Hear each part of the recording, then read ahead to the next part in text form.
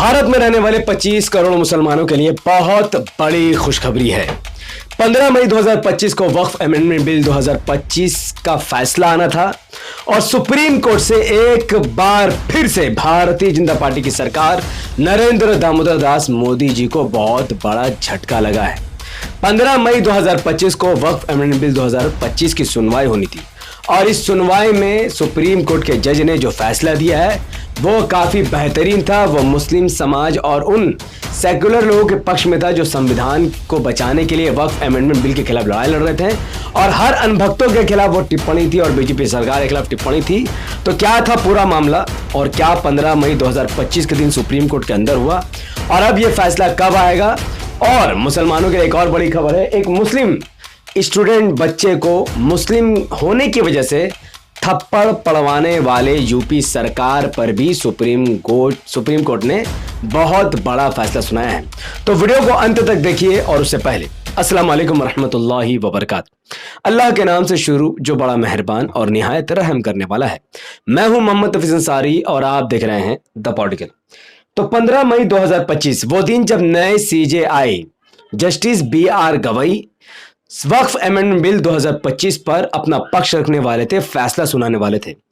हालांकि आज 2 दिन गुजर चुके हैं 15 मई को गुजरे हुए, लेकिन 15 मई को जो कुछ हुआ शायद गोदी मीडिया आप तक नहीं पहुंचा पाई है, इसीलिए मैं ये वीडियो बना रहा हूं। 15 मई 2025 के दिन जस्टिस BR गवई और एक और जज सुप्रीम कोर्ट के अंदर वक्फ अमेंडमेंट बिल 2025 को लेकर फैसला सुनाने वाले थे। सबसे पहले उन्होंने कहा कि यह फैसला आज 15 मई को सुनवाई सुप्रीम कोर्ट नहीं करेगी। अब इसमें बीजेपी के लिए झटका कैसा था? बीजेपी के लिए इसमें झटका ऐसे था कि इसमें सुप्रीम कोर्ट ने यह कहा कि ये जो मामला है, जब से यह कानून बना है संविधान के खिलाफ जिन्होंने इस केस को दर्ज किया है, अब तक जो 15 मई तक इसकी यथास्थिति बरकरार थी। 20 मई को अगली सुनवाई होगी और 20 मई तक ये पूरा मामला बरकरार रहेगा। अभी शायद आपको समझ में नहीं आ रहा है, मैं फिर आपको बता दूं। सुप्रीम कोर्ट ने 17 अप्रैल को केंद्र का आश्वासन दर्ज किया था सुप्रीम कोर्ट ने कि वह 5 मई तक वक्फ बाय यूजर समेत वक्फ की संपत्तियों को ना तो गैर अधिसूचित करेगी और ना ही केंद्रीय वक्फ बोर्ड व बोर्ड में कोई नियुक्ति करेगी। यानी सुप्रीम कोर्ट ने यह कहा था कि 17 अप्रैल से लेकर 5 मई तक जब तक अंतरिम फैसला नहीं आ जाता, ना ही वक्फ बोर्ड के अंदर कोई गैर मुसलमान की नियुक्ति की जाएगी और ना ही वक्फ बाय यूजर को खत्म किया जाएगा।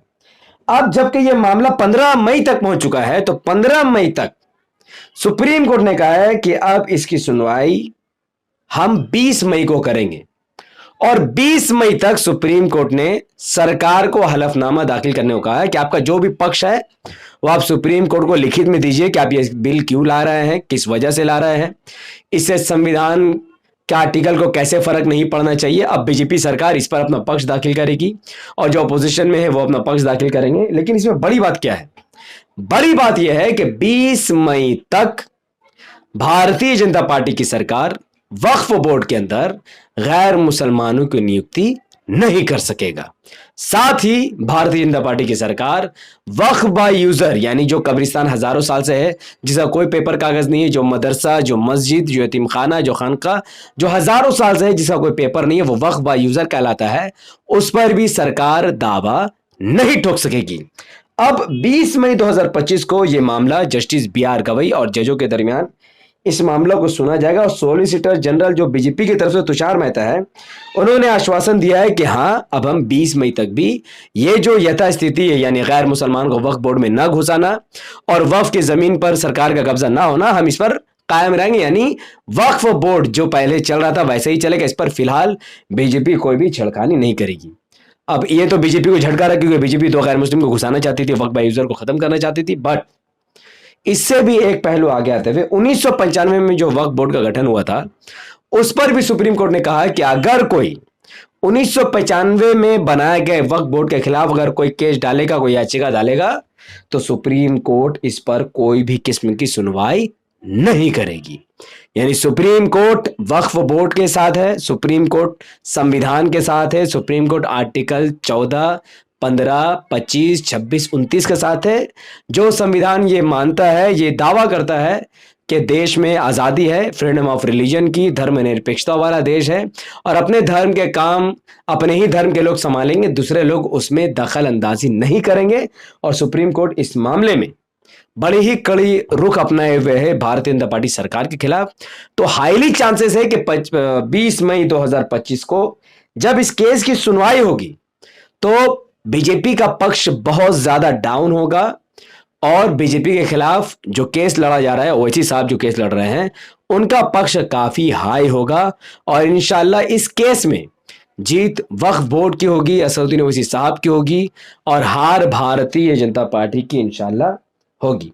अब एक और फैसला सुनिए। सुप्रीम कोर्ट ने वक्फ संपत्ति को लेकर उत्तराखंड सरकार को एक नोटिस भेजा है, जवाब मांगा है। उत्तराखंड सरकार, बीजेपी सरकार, जब ये बीजेपी क्लियर कर चुकी थी कि वक्फ बाय यूजर को खत्म नहीं किया जाएगा, किसी के भी मस्जिद मदरसे पर बुलडोजर नहीं चलेगा, फिर भी उत्तराखंड की सरकार ने जबरदस्ती कई वक्फ की संपत्तियों पर बुलडोजर चला दिया और अब सुप्रीम कोर्ट का गांच भारतीय जनता पार्टी की सरकार उत्तराखंड की सरकार पर गिरा है। और सुप्रीम कोर्ट ने उत्तराखंड की सरकार से जवाब मांगा है कि जब सेंट्रल की सरकार ने, सॉलिसिटर जनरल तुषार मेहता ने यह कह दिया कि जब तक अंतरिम फैसला नहीं आ जाता, ये जो यथायथी स्थिति थी कि जिसमें हम किसी भी तरीके से वक्फ बाय यूजर खत्म नहीं करेंगे, किसी भी तरीके से वक्फ की जमीन पर दावा नहीं बोलेंगे, इसके बावजूद भी आपने कैसे उत्तराखंड में वक्फ की जमीन पर बुलडोजर चलाया है। तो उत्तराखंड के जो सीएम हैं पुष्कर धामी जी, अब उन पर बहुत बड़ा मुसीबत आ चुका है। हो सकता है कि सुप्रीम कोर्ट उन पर कड़ी फटकार के साथ साथ कड़ा सजा सुना दे, क्योंकि उन्होंने सुप्रीम कोर्ट के कानून का अवहेलना किया, उन्होंने सुप्रीम कोर्ट का कंटेम्प्ट ऑफ कटिशन ऑफ कोर्ट किया है। उन्होंने बहुत बड़ा अपने लिए मसला खड़ा कर दिया, यानी सुप्रीम कोर्ट के खिलाफ जाकर उन्होंने सुप्रीम कोर्ट की बगावत किया है, देश के खिलाफ उन्होंने बगावत कर दिया कि भाई सुप्रीम कोर्ट का फैसला सबको मानना होगा। जब हमने बाबरी मस्जिद का फैसला मान लिया तो वक्फ बोर्ड को लेकर सुप्रीम कोर्ट का फैसला भारतीय जनता पार्टी की सरकार को मानना होगा। तो ये तो था वक्फ अमेंडमेंट बिल 2025 को लेकर। 20 मई 2025 को फैसला आना है। जैसे ही 20 मई 2025 को सुप्रीम कोर्ट में बहस छिड़ेगी, जो भी नतीजा होगा इंशाल्लाह मैं आप तक फैलाऊंगा। तब तक आप हमारे यूट्यूब चैनल द पॉलिटिकल को सब्सक्राइब करके रखिए और फेसबुक पर देख रहे हैं लाइक और फॉलो करके रखिए। अब आइए मुजफ्फरनगर वाले कांड पर। 2023 में मुजफ्फरनगर के एक स्कूल में एक गैर मुस्लिम टीचर ने एक मुस्लिम बच्चे को खड़ा करके मुसलमान होने की वजह से तमाम क्लास के बच्चों से उसको थप्पड़ मरवाया। इतना बड़ा ह्यूमिलिएशन वाला काम, एक मानसिक प्रताड़ना देने वाला काम उस मुजफ्फरनगर के हिंदुत्व टीचर ने किया था, जिसके बाद इस मामले को सुप्रीम कोर्ट में महात्मा गांधी के खानदान के एक व्यक्ति है, उन्होंने इस मामले को सुप्रीम कोर्ट में टान दिया। अब सुप्रीम कोर्ट ने इस मामले पर सुनवाई करते हुए कहा है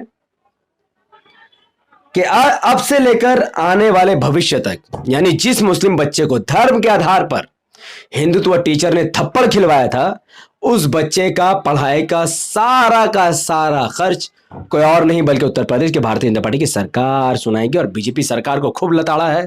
सुप्रीम कोर्ट ने कहा ऐसा दोबारा कभी भी नहीं होना चाहिए और अब सुप्रीम कोर्ट के आदेश के अनुसार एक मुस्लिम बच्चे का खर्च, उसकी पढ़ाई का पूरा खर्चा उत्तर प्रदेश की सरकार यानी उसके सीएम योगी आदित्यनाथ को उठाना पड़ेगा। और ये मुसलमानों की और संविधान की बहुत बड़ी जीत थी और भारतीय जनता पार्टी की बहुत बड़ी हार थी।